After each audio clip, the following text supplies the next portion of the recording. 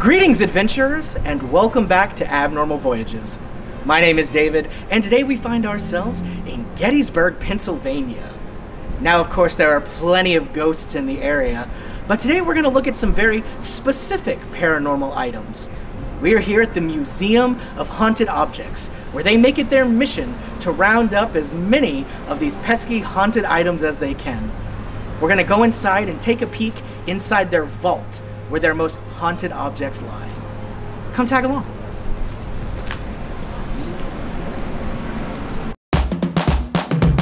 We're going to a place that you've never heard of before. It's Abnormal Voyages.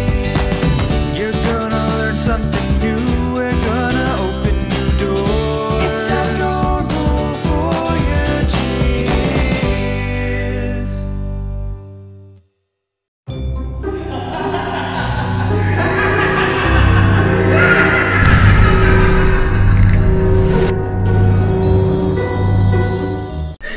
Okay, we are now in the museum, and I am here with Carly, who is one of our paranormal experts. How are you today, Carly? Good, how are you? Fantastic, ready to go in here. Now, is it safe? It is safe. Okay, nothing's going to attach to me, right? So we will make sure we say a specific saying before we leave. Also, we do have salt built into the walls. Awesome, sounds like you guys got it covered. Yes, we do have it covered. We have crystals in there and things like that, so nothing is going to attach to you or follow you home. Awesome, unless you buy one from the gift shop, right? I mean, we do have them for sale. We do have haunted artifacts for sale. So I love it. And so this is actually your vault of like haunted objects, haunted right? and cursed objects, yes. Well, let's get in there. All right, sounds good. You ready? Yes. Here we go. Watch your step coming in. It is very dark.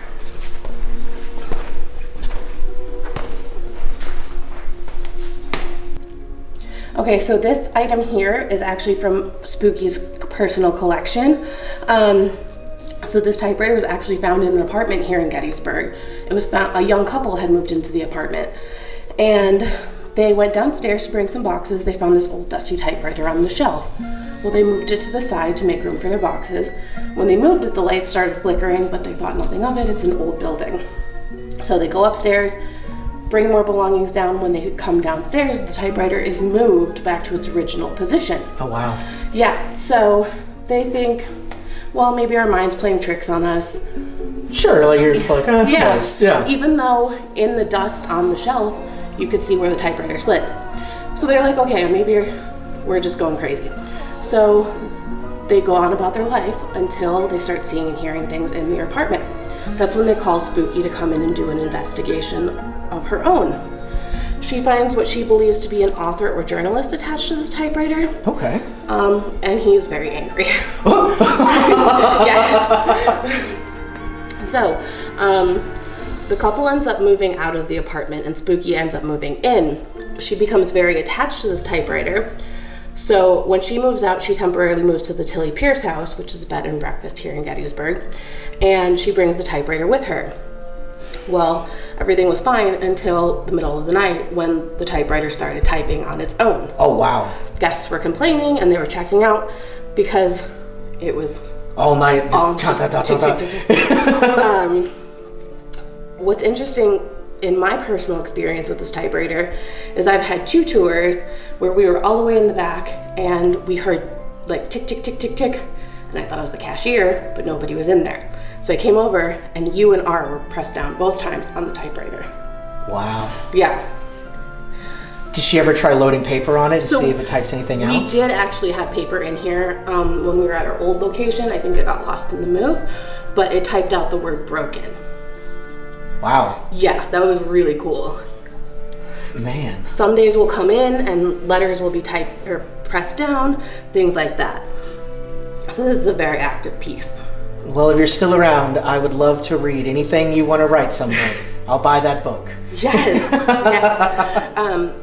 I believe Spooky actually typed one of her books on this. That's awesome. Yeah. See some genuine spookiness in it. Yes, definitely. All right, we continue into the museum with our next items here. We're going to this big chest. All right, so this chest is a warning as to why we're careful when we buy things from antique shops. This was supposed to just be decoration in one of our paranormal investigation locations, the Widow's Cottage. So we bought it at an antique shop, we placed it there and thought nothing of it. That is until we started hearing "Let Me Out" coming from it. Oh. Children's laughter. We get high EMF readings, and if it'll let me open it today, it's very temperamental. But sometimes if you open it, oh, it does, and you feel inside, it'll be significantly colder. Oh, wow. It's almost like there's like a breeze coming. Mm-hmm. Which shouldn't be. No, it's a box. Yeah. And there's nothing on the side. Nope. There's Sacrifice. All right. okay. Oh, sorry. So we did bring in. This is our ovilus, and this is something that spirits can sometimes use to speak. It reads different settings in the atmosphere and turns them into words. So when talking about this, we just got wrong sacrifice. I'm not sure what that means, so we're just gonna keep going like everything's fine. Yes, we do get a lot of energy. Struck van. Okay. Interesting. We do get a lot of energy from this one, so it doesn't surprise me that they're talking now. But yeah, so now it's here, and it is very temperamental. Sometimes it'll let you open it, sometimes it won't. So when you're opening it and it won't, does it just like stick and it just won't? Wow. Yeah, there was one day I was doing a tour, and my first one, I was like, yeah, and if you open it, and I was like, open. And then my next tour, I was like, I'd open it for you, but it doesn't open. And I was like, just kidding. And it opened like all the way. And I was Is it okay if I open it a little bit? Yeah, just to see how absolutely. heavy, like. Yeah. Oh. And it will not open past right here. Mm-hmm. Is that normal? No. Today it won't open past there. Wow, this is.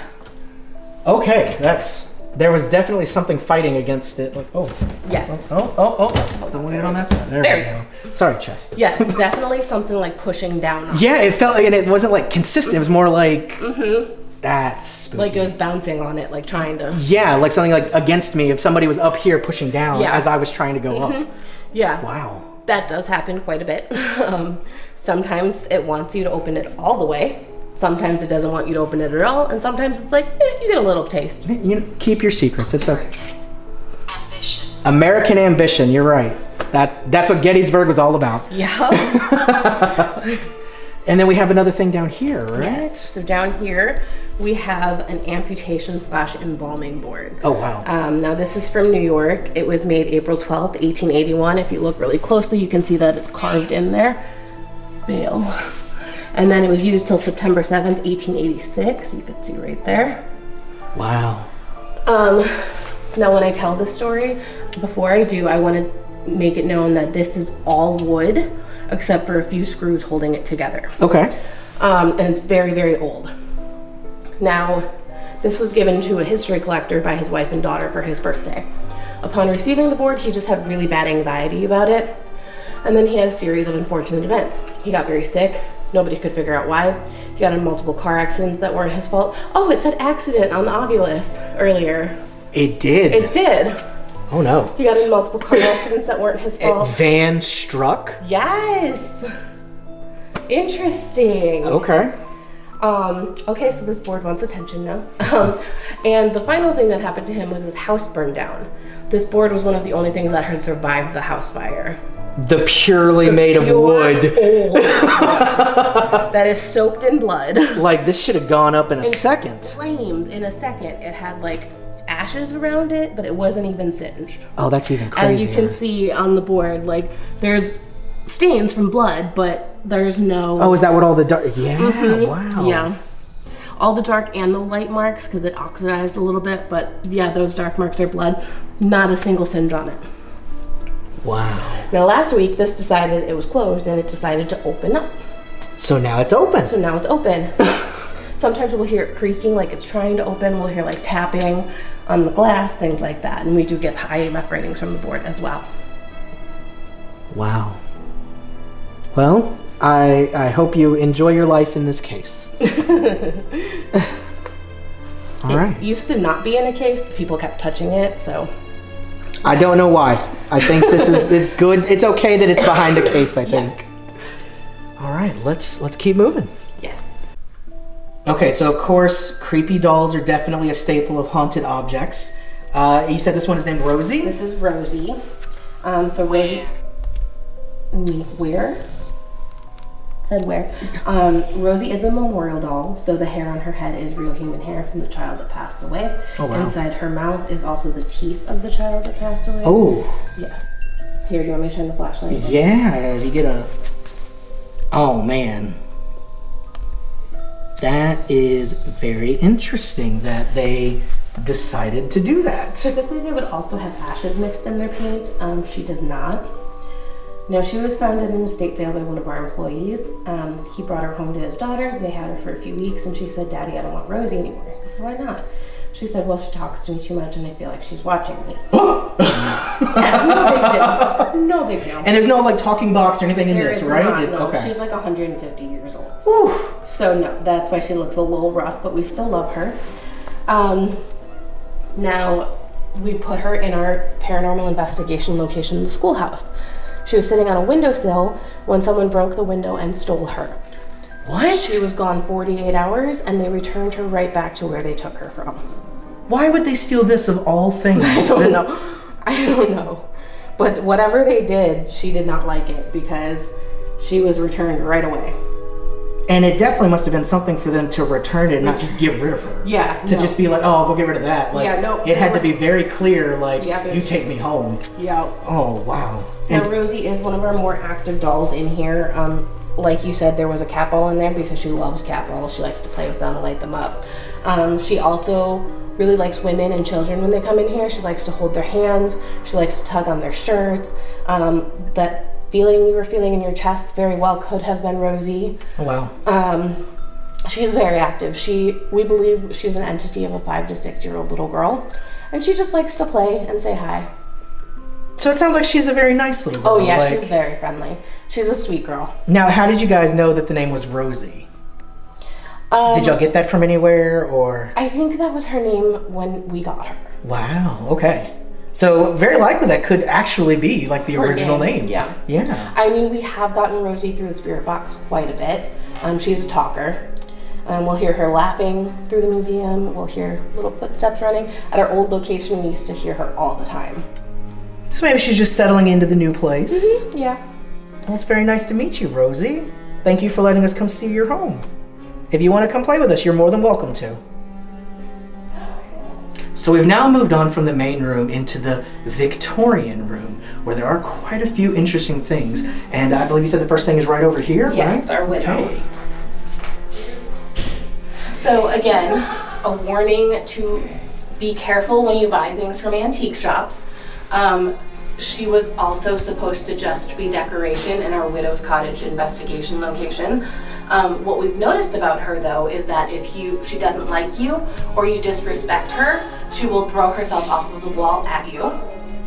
If you look closely on her, you'll see her frame does have a bunch of little dings and scrapes across it. That is because she will throw herself at you. If she's not happy with her location in the museum, she will also throw herself down. She was not very happy at the widow's cottage. Now here, she doesn't do it as much unless you are rude to her or she just doesn't like you.